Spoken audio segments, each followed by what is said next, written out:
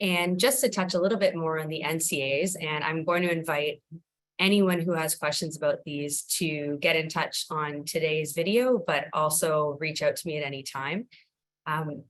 The exams, I want to emphasize in the first point that I made, I've put some brackets there. Open book, online, pass, fail, and 50% is a pass. I spell these out because often students are coming to me, and I believe I was one of these students too, who was hesitant about any sort of hurdle to return home and was wondering what exactly are these accreditation exams.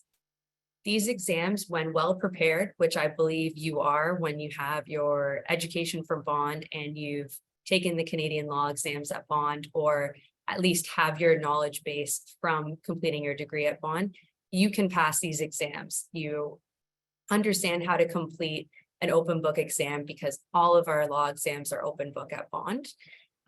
Online, that's now the system that the NCA is using, and they don't foresee going back to sitting in an exam hall. So that's a different type of a setting that I think many students who have been in school over these last years have really gotten used to. It's pass, fail, and 50% is a pass. At bond, the minimum requirement to pass a law course is 55. So number one, you are not graduating with your law degree if you've just achieved simply 50%.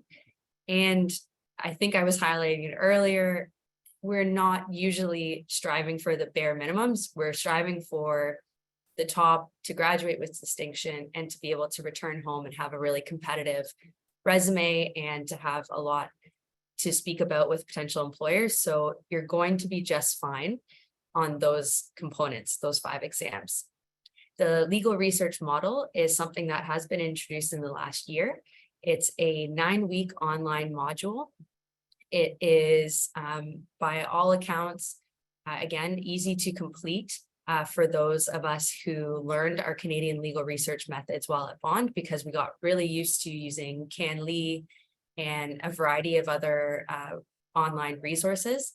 Our librarians at bond are fantastic. They understand both the Australian legal research methods and Canadian, and they can give you that information hands down. They'll have what's called the McGill Guide to Legal Citation.